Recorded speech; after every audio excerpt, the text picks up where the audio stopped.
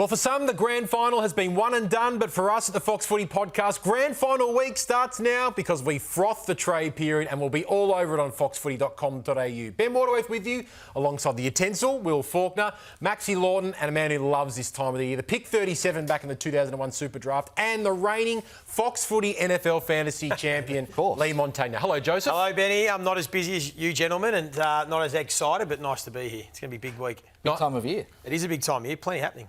Nice to have Joey along straight out of the trading day invoice as well. But let's have a look at Gold Coast firstly, Joey. They are going to be absolutely integral to this year's AFL trade period. Potential ins of Christian Petrarca, Jamara Ugle-Hagan, and we know about their Star Academy prospects, two potentially in the top 5 this year, Will.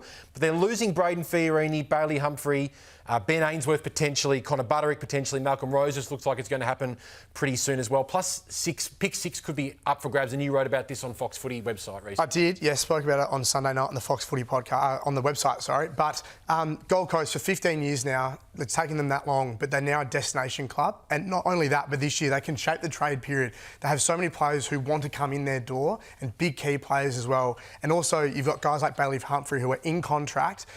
The level that they're going to demand for him to leave, if he ever did leave, would be so big. The number of picks they have as well in the draft, they've gone from in 2018, their co-captains Stephen May and Tom Lynch exiting their doors, and now they have big players like Charlie Curnow, who we knew wanted to go to Gold Coast. He was considering them. He's no longer coming there anymore, as well as John Noble, Daniel the year before. They're a destination club. Damien Hardwick's built this from the ground up. Ironically, Bailey Humphrey, he's the mould of that player that Hardwick wants to build around. So it's kind of funny that there's trade talk about him potentially leaving Gold Coast this year. Joey, with the high list turnover they've got, is it healthy? We've got a lot of big players who want to come in, namely Christian Petrarca is the big one this year. Is it healthy to have that many players of that calibre coming in, and then having a couple who, you know, for the first time, you've got players who are leaving for opportunity and not for crisis, like we saw with guys like May and Lynch? Is it healthy? It is slightly risky to turn over this many, but they've got to get it right. And I think if they do, it sets them up for the next 5 to 8 years. And I think they are doing it the right way. Like the guys they are letting go, and we're going to presume Humphrey stays because that's what the club's position as we sit here tonight. They're trimming the fat with guys that are fringe players that are on good salaries. When you talk about Fiorini and potentially Ainsworth and Roses, guys that they can replace with, and they're in the luxurious position of being able to replace them with first, second, third year high-end talent that are on rookie contracts. So they can get a Petrarca and take on Jamara's salary and really set themselves up with top-end talent surrounded by elite young talent, a bit like the Brisbane Lions model that we just saw won the flag with 7 kids under 22. They are in a great position and it's all set up beautifully for Damien Hardwick the next 5 years. It's funny how one season of on-field success means that suddenly players want to go there to win. They were a moribund club, nothing. No one thought anything of them, but now suddenly they play finals, they win one out of nowhere, and now you can easily see them contending and winning one in the next 2-3 years, so why wouldn't you? They are the sexy club of the AFL going into 2026. Yep. And Damien Hardwick has got a massive opportunity as well to create some serious footy history, doesn't he? Yeah, he does, absolutely. Well, they've already created playing finals and now they can go one step further and they'll be knocking on the door of playing in a grand final, absolutely, you know, the next 5 years, and I'd be shocked if they didn't win one.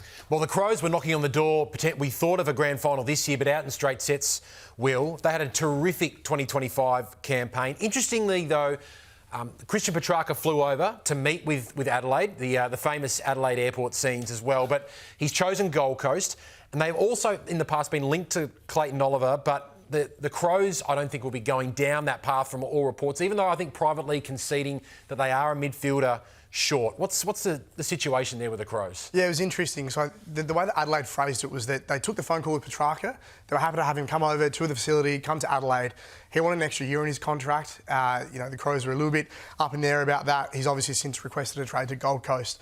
My take on it, and I'm interested to see what you think, Joey, but Christian Petrarca is probably that little bit level up from what Clayton Oliver is, and Jack Steele's another name who's been thrown in the same midfield mould.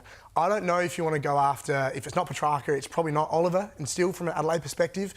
I think a Hugh McCluggage type player and someone from the same club as Zach Bailey, who is out of contract next year. He's a pre-agent. There's not talk about him this year, but do you save your cards for someone like Zach Bailey next year and go chips in, or are you more of someone who you think, yeah, Clayton Oliver, he's on the market, He's available. There's talk of him potentially leaving the Demons. Do you go in for him and maybe settle for someone slightly less than Christian? Yeah, it's a good conversation, and they'll be the chats they're having. Do you just go and get someone because they're there and they are slightly better, but not the top end, or do you keep your powder dry, keep some money in the bank, keep your picks, and go and get top end talent? They'll have to weigh that up. I do agree they are a midfielder short. So if they don't go and get a Jack Steele or Clayton Oliver type, do they set Dan Curtin that's us? All right, you're going to become our big-bodied mid, train him up and back him in and hope to land someone. I think while they are contending the way they are, I'd look to bridge the gap if they've got the money there. Find another complementary piece, that defensive-minded sort of inside mid that can be an upgrade on a Sam Berry, and allow Dawson and Rankin and Saligo to do their thing, and find one more mid. I think they should still be looking down that path. Makes all the sense in the world to go now for mine. You don't win 18 games by accident. They're clearly very good, so you don't need those late draft picks anymore, especially in what we think is a very weak draft this year. They may have to use a high pick to get Archie into the club from Brisbane. Yep. They're still talking through whatever that trade looks like. I think the Brisbane probably wants that first round pick, but Adelaide's not going to accept that. And there is a risk that if you wait and try and land a big fish, you don't get one at all. And then you're still stuck in the position you were 12 months earlier. Sydney had the chance to get a big fish, potentially, with Charlie Curnow, Maxi, but I think it's been well documented that Charlie Curnow's preference is Geelong. Whether Geelong can get that deal done remains another question. But Sydney were quiet last year, potentially quiet this year if they don't get Charlie Curnow. Are they risking potentially not adding to a list that can take them towards the promised land here? So Jai Sarong seems like a pretty good player, maybe. He played in the semi-final last year, I think, from memory, against Port. No, he did. Yeah, he's played 10 games in 4 seasons there. So, look, a solid addition. He's requested the trade to them. Yeah. So, that's nice. Players over 190 centimetres they've acquired the last 3 off-seasons. Brodie Grundy, ruckman, so that's not helping you. Tall defence, tall forward. Aaron Francis, Joel Hamling.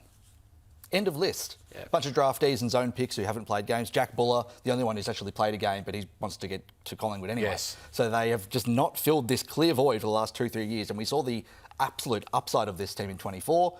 Minor premiers, make the grand final. We know how good they can be, but to get over the top, they clearly need to fix this. And if they have another inactive trade period, it seems like a massive wasted opportunity. It's obvious. If they're not improving their list dramatically, they're going backwards. The way the competition is from what we're seeing at the moment. So I think they have to go chips in to try and get Charlie Curnow. If they pay overs, so be it. But while they've got Heaney, Goulden, Warner still at the club, Heaney still at the peak of his powers, and the other players they have there, I think they need to go and try and get him. And I think they're in the window. If you're Carlton, does Will Hayward appease you if you're also getting a couple of first-round picks back as part of this Charlie Curnow? The 2 first-rounders are what's appealing. Right. You're taking them to continue to top up before Tasmania come in and really take away the draft stocks. And then if you're getting a Will Hayward type, yes, I think that'll help them. And Carlton are in the situation now, I think they need to refresh their list. Harry Mackay on his own could still kick 60 goals next year as a full forward. Could he actually benefit from Probably, Curnow yeah. being We've seen him in the past. He's a Coleman medalist. Yeah, without Charlie Curnow there. So he can do it, absolutely. And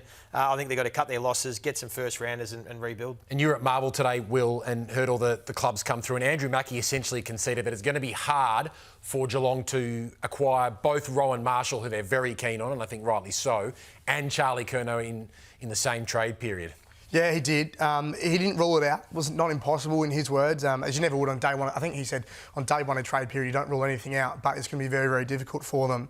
My question for you, Joey, do you part with Shannon Neal to get Curnow in your door? No. No? Not for the Cats. I think if it's not Shannon Neal, I don't know what player Cats can't category get they're going to offer because a lot of them would be fringe players and Carlton's going to ask the world. They're going to try and move heaven and earth for it, as they probably should. So, Mackie didn't put a line through it. It's going to be very, very hard. Rowan Marshall will be the big one. There has been a bit of a deficit in their ruck department. I think we probably saw that a little bit on grand final day between Oscar McInerney and Darcy Fort getting a lot the better of Reece Stanley, who obviously went in perhaps a little bit underdone, didn't have a lot of game time. But, yeah, Mackie is going to be uphill to get Curnow in his doors. I'm trying to think who could even throw into that if you're Geelong. Ollie Henry, I mean, we know he'd get homesick being an hour away again if he goes back to Melbourne, but, that's the sort of player. He's fallen out of favour. He has, Cats yes. would be willing to shop him, you'd think. Someone did suggest to me during the year, just keep an eye on Ollie Henry during the trade period. There hasn't been a lot of word around it yet. We know how desperate he was to get back to Geelong, but he remained on the outer towards the back end of the season. Just one final one before we let you go there, Joseph. Is it a good year for North Melbourne to take it easy during the trade period? They acquired Charlie Spargo, the Premiership demon, as a free agent. Doesn't look like they're going to be too active outside of that. Is it a good year? No, I think they would want to be active, but unfortunately, where they are at the moment, no one wants to come to them. and it's not a great year to stockpile draft picks probably either. So they're in the predicament where, for them, it's more internally. Culturally, they've just got to get better. They've got to learn to win. They've just got to build what they've got. They've got enough talent at the moment to be better than what they are. That's where they've got to focus. Their focus has got to lie on their pre-season, what they're doing internally. Sorry, you go. They're basically the poor man's St Kilda because they don't have Naz to sort of build around, which is clearly what St Kilda's entire pitch has been, and saving all this cap room. North would theoretically have a lot of cap room to spend, but maybe just no one wants to go there. Yeah. I was at Marvel Stadium today, and Brodie Reeling spoke about what they're going to do this trade period. Are you surprised that he's ruled out the idea of going after a key defender from somewhere? I would have thought with the guys like Stephen May on the market and Lekalia, if they're not getting massive deals from other clubs, I feel like it's a deficiency they might have in their game. Maybe they've already learnt, though. They did that with Griffin Logan, Aidan Core, and it's not really getting the job done. I think maybe put some more faith in Charlie Comben, build around him, Will Dawson. Matt Whitlock last year. Whitlock as well, they've drafted. So they have drafted some young stocks. So maybe they're changing tact a little bit and saying, well, we're down the bottom anyway. We're still a long way off. Let's play these kids and give them chances rather than just stockpiling some sort of ready-made veteran sort of defenders. Keeping in mind that Whitlock is effectively the first-round pick this year because of the trade they made last year. He's a top 5 pick, essentially, isn't he? Yeah. Better be good. Yeah, it could very much work out like that. It's time for Australia's favourite segment, Fair or Farce. Starting with you, Fork, Will. The starting price for Zach Butters this year is 3 first-round picks. Fair or farce? I think that's fair for this year, Ben, particularly. Port have been very, very adamant he's not going anywhere this season, which means you have to pay overs, even more than what you would maybe as a restricted free agent in their view, which he will be next year. I think that it gets you to the table, 3 first-round picks. I don't know if this year they're worth the same as what they might be last year or 2018 or 2021.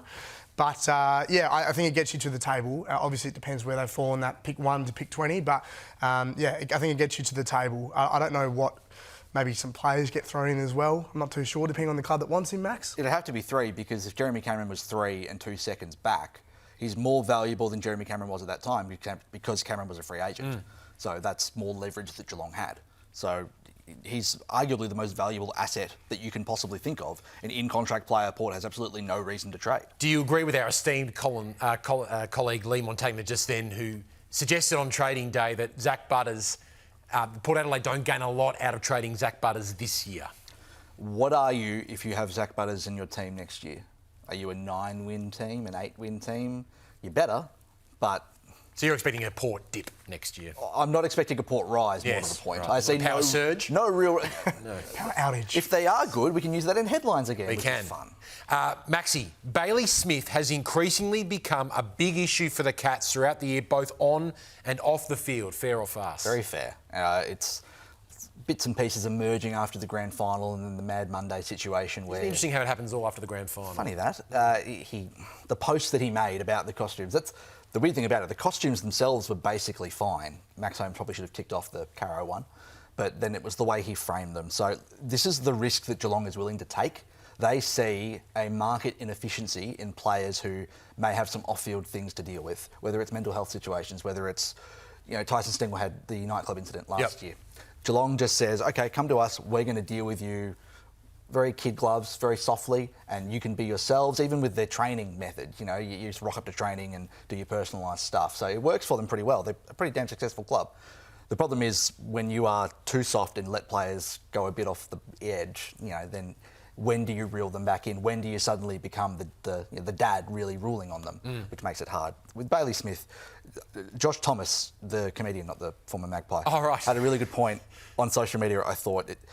Calling people homophobic isn't necessarily helpful. It just divides people. It widens the gap between people who truly are problematic, say terrible things, and people who just make mistakes. So we can say that Bailey Smith made a mistake and we can try to make him into a better person. But you have to keep in mind, he's still 24. As a former 24-year-old, I remember 24-year-olds can be pretty stupid. So these things can happen. From a Geelong perspective, it's fascinating. I think it was after the Easter Monday game, Chris Scott said Geelong had, embraced all of Bailey Smith and what he brought to the club, both on and off the field. But as the season has gone on, it does feel like it's gotten a little bit out of control from a public narrative perspective. I think it has. I was thinking in my head just before, I don't know if you can put a tangible price on the off-field stuff that's come from him this season. I think Geelong would probably still call it a net positive. They recruited Bailey Smith this year. Certainly. He's had a great season on field, but... Second in their best and fairest recently. Yes, correct. Polled very well in the Brownlow as well. I don't know if they would have got on top of this as much as they would have thought or hoped. So there's a lot of work to be done. I'm sure they would admit that. Andrew Mackey almost alluded to that as well today at Marvel Stadium. But there's still lots of work through with Bailey. I mean, it's the price you pay for such a good player and such an exuberant character. Flamboyant the way that he is, and attracts a little bit more publicity on someone like Tom Atkins, a teammate of his. Certainly. They're chalk and cheese, those two. But it's the price you pay for Bailey Smith. Is it odd that Bailey Smith has turned into this person? I remember when you were writing about him during the draft process, it was all just he's super professional and runs 10Ks every 2 minutes. Cooks his own steak with a red wine jus. Yeah. It is quite remarkable how it has flipped around Bailey Smith. It speaks to the way that players can be nurtured, the culture inside the AFL system can be difficult to deal with. While you're rolling there, Falk, Jack Steele will only progress in his AFL journey if he moves clubs this trade period. Fair or farce? Oh, I hate to be offensive to Ben, so I'm going to say fair. But I think just the way that St Kilda's shaped with their midfield, so Nasiah, Wangan and Miller obviously played such a big part in their midfield this year. I think that's the style of play they're looking for in their midfield, and I dare say it's part of the reason why Jack Steele's been asked to maybe have a look around and shop around at other clubs. Been very careful how they've worded this publicly. They have, which is why I'm very careful to say he'll only progress if he moves clubs. Right. I think there are suitors out there. There's about 5 of them. I think Collingwood's probably one, Essendon as well. GWS have been said to maybe be interested in him. Richmond, I think, would be a big asset there. So there are clubs out Adelaide there. and West Coast? I don't think with Adelaide, that was something we didn't touch on with Joey earlier. I don't think so with them. West Coast, I think, would be, but they've sort of said themselves they're not going to look after and chase Jack Steele, which is an interesting one for mine. I think it's harsh to say his career won't progress if he moves clubs, but won't progress if he doesn't move clubs. But at the same time, I think it feels like St Kilda believe it's in his best interest with the plans they have going forward. They clearly need to make some level of cap space with all the players they're bringing in. And he also just feels like a bit of a player out of time. There's still use for that type of hard-nut midfielder, but it's also just not 2021 anymore. I was going to say, speaking of players out of time there, Maxie, Wade Dirksen isn't a real player. Okay, Fair or farce? So, Is there a bit of Mackay, sort of Ben Mackay, Harry Mackay? Are they the same person? Are they real? Well, I've never seen them in the same room. I've never seen Wade Dirksen in any room. Right. So I'm pretty sure that this is a media conspiracy. We've created a fictional player for trade rumour purposes. Have either of you ever seen Wade Dirksen play football? I think I might have seen him. Don't lie to me. No, I think I have seen him play the VFL once. Okay, well, you'll watch the... Maybe I was mistaken. Maybe you were mistaken. Maybe I was mistaken. It feels like... Nathan Mortius, maybe. Yes, he's a strange brother. Of course. If you were to manufacture a player for the purposes of trade rumours, linking him to GWS and Melbourne too, only a few people are paying attention to them. No one knows they exist. This is this Madden AI-generated in 2047 fake name business. I don't believe it. No, I was watching the VFL stream, but it felt like he flickered a little bit on the stream. Maybe it was a hologram of that must be sort. Yeah, no. Look, Wade Dirksen and Nathan Mortius, 2 very good players who just haven't had a lot of luck at GWS. We know how good their defensive stocks are. Wanted to have a crack at Melbourne, and they've sort of stepped back a little bit. Sure will. Sure they will. Yeah. That's what they all say. Yeah. Falk, Graham Gubby Allen fronted the media on Monday just so he didn't get fined. Fair or farce? Fair, in the highest regard. Right. Again, look, listening to him speak today was a unique experience. Right. And you don't often say that this time of year in trade period. You feel like you've seen a lot, you've done a lot. A lot of the same language, a lot of the same phrases. Yeah, same stuff, same day, different day. What was the tone that he sort of brought to the table? Flippant? Flippant. Had to be there. Didn't choose to be there. I've never thought of Gubby Allen as a Marshawn Lynch type, but maybe today. There was a lot of wry smiling around the room when he answered. There were a few people that were asking questions and wanted to get the most out of him. Obviously, St Kilda's a very big player at this year's trade period. The biggest. The biggest, perhaps, alongside Gold Coast, and he didn't give an inch. It would have been 3 or 4 word answers at the longest for the first few questions, and I think everyone in the room started to sort of pick up what he was putting down. And then Channel 9's Braden Ingram was very... he wanted to get to the crux of it, gave him a couple of good questions, and that was when he sort of... He turned. Did they maintain that this Jack Silvani signing has happened with his dad having no knowledge of it? That was what Gubby did say, yes, and he said Ross Lyon then eventually came over the top and made the call himself, but that was the message they were sending. Genuinely, if a club is signing players with the list manager having no knowledge of it, I'm very concerned for their future.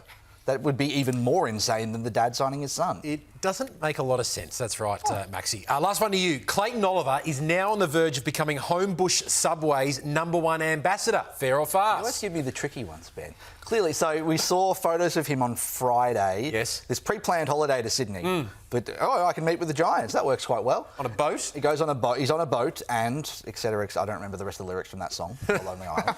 But they had it like a Subway box, which I assumed was cookies. But then we were talking about this in the office. You think it would be more a healthy option? Maybe this speaks to me as a person. No. I seem to think it may have been some corporate deal they had with Subway where they, you bulk order Subway and they just one nice little box. Well, I mean, you can just get a few Maybe a few tucked under his feet. I don't know. Look, I've been to the Subway at Homebush before I think a K-pop concert. Funnily enough, there's a McDonald's there. You actually have There's been a Gloria there? Jean's. Yes, I've been there. It is a Subway. I can confirm. Although, if you were getting the sandwiches there and then taking them to the water, they might get a bit soggy. So there's probably another one you could go for. Wasn't it interesting as how the camera just happened to sort of be there? It was a very high-resolution photo as well. Very high res. Yeah, 4K. Very high res. Of course, you can watch every game on Fox Footy during the men's season live and in 4K. That is the end of the Fox Footy podcast. We'll be back a couple of times during the trade period to keep you in the loop of all things AFL player movement. In the meantime, keep clicking back to foxfooty.com.au.